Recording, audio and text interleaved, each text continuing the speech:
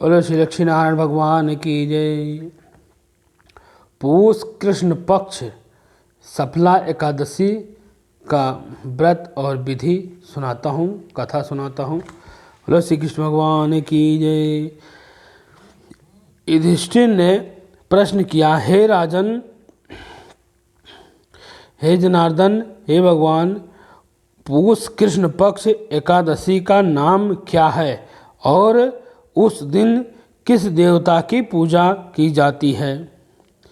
भगवान कहने लगे कि धर्मराज, मैं तुमसे स्नेह के कारण तुमसे कहता हूँ कि एकादशी व्रत के अतिरिक्त मैं अधिक से अधिक दक्षिणा पाने वाले यज्ञ से भी प्रसन्न नहीं होता। अतः इसे अत्यंत भक्ति और श्रद्धा से युक्त होकर के करें। राजन, अब द्वादशी युक्त पूष कृष्ण पक्ष एकादशी का महत्व सुने। इस एकादशी का नाम सफला है। इस एकादशी के देवताओं श्री नारायण जी हैं। विधि पूर्वक इस व्रत को करना चाहिए। जिस प्रकार नागों में शेषनाग, पक्षियों में गरुड़ और सब ग्रहों में चंद्रमा, यज्ञों में अश्वमेघ यज्ञ और देवताओं में भगवान विष्णु श्रेष्ठ हैं, उसी तरह सब व्रत में एकादशी व्रत श्रेष्ठ है। जो मनुष्य सदैव एकादशी का व्रत करते हैं वह मुझको परम प्रिय हैं। इस व्रत की विधि इस प्रकार है। मेरे पूजा के हेतु सितु से अनुकूल फल, नारियल, नींबू, नैवेद्य आदि 16 चीज़ों से मेरी पूजा करें। रात्रि को जागरण करें और इस एकादशी के व्रत के समय यज्ञ, तीर्थ, दान आदि तप और कोई दूसरा व्रत नहीं है। 5000 वर्ष तक करने वाले 100 फल मिलता है। उससे भी अधिक सफला एकादशी का व्रत करने से मिलता है। हे राजन, आप इस एकादशी को कथा सुनिए। चंपावती नगर में एक महिषमय नाम का एक राजा रहता था। उसके 4 पुत्र थे। उन सब में लोमपक नाम वाला बड़ा राजपुत्र महापापी था। वह पापी सदा पराई स्त्री तथा वैश्य गमन और दूसरी के बुरे कर्मों से अपने पिता का धन नष्ट करता था। सदैव ही देवताओं, ब्राह्मणों और वेदों की निंदा करता था। जब राजा को अपने बड़े पुत्र के ऐसे कुकर्मों का ज्ञान हुआ तो उसने उसे अपने राज्य से निकाल दिया। तब वह विचारने लगा कि अब मैं किधर जाऊं और क्या करूं। अतः उसने चोरी का कर्म करने लगा। निश्चय कर लिया।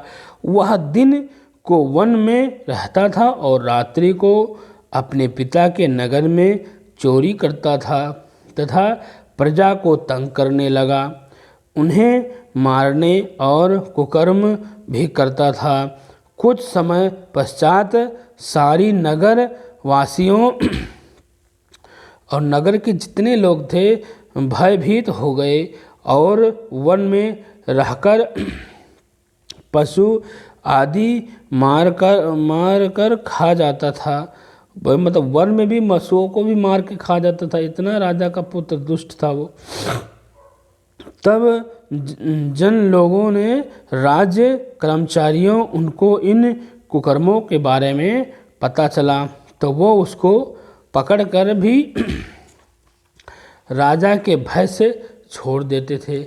मतलब कहते थे कि ये तो राजा का पुत्र है, इससे पकड़ने से क्या फ़ायदा है। पकड़ लिया, देखा राजा का पुत्र है, छोड़ दिया भाई। उसी वन में एक अत्यंत प्राचीन विशाल पीपल का वृक्ष था। उसी वृक्ष के नीचे वह महापापी लुम्पक रहता था। इस वन को लोग देवताओं और क्रीड़ा स्थल मानते थे। कुछ समय पश्चात पौष कृष्ण पक्ष की एक दशमी के दिन वह वस्त्रहीन होने से शीत के कारण सारी रात्रि को सो नहीं सका और उसके हाथ पैर अकड़ गए। वह रात्रि उसकी बड़ी कठिनता से कटी। व्यक्तित्व की ओर सूर्योदय होने से पूर्व ही मूर्छित हो गया। दूसरे दिन वह एकादशी को महत्तमय के समय सूर्य की गर्मी से उसे मूर्छित दूर हो गई और होश में आकर गिर पड़ा।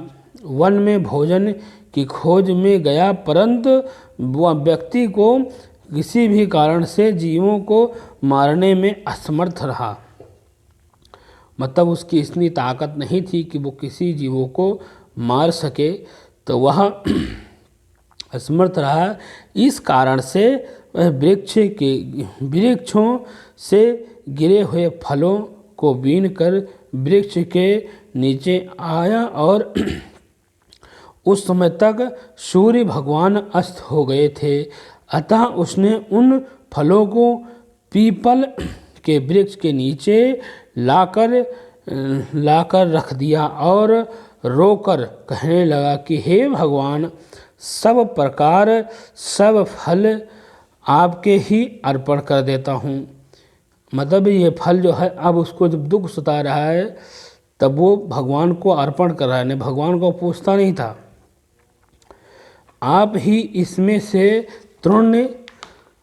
तृप्त होइए। और रात्रि को दुख के मारे उसे नींद भी नहीं आई। मतलब अब बीमार हो गया, बुढ़ा हो गया, मतलब ज़्यादा बुढ़ा नहीं, लेकिन जब भूख के मारे जब भगवान का कोप चलता है तब आदमी को सब दिखाई देता है। और उस उपवास तथा जागरण से भगवान अत्यंत प्रसन्न हुए। उसी रात्रि को दुख के मारे उसने नींद में ही आई भगवान की उपासना करने लगा। मतलब उसी रात्रि में उसको भगवान, जब नींद ना आई तो उसने सोचा चलो भगवान को गाली देने से अच्छा है भगवान का ही नाम ले लेते हैं। तो भगवान ने उसके नाम के वजह जागरण सुन लिया। चलो भाई, भगवान का नाम लेते रहा तो जागरण हो गया।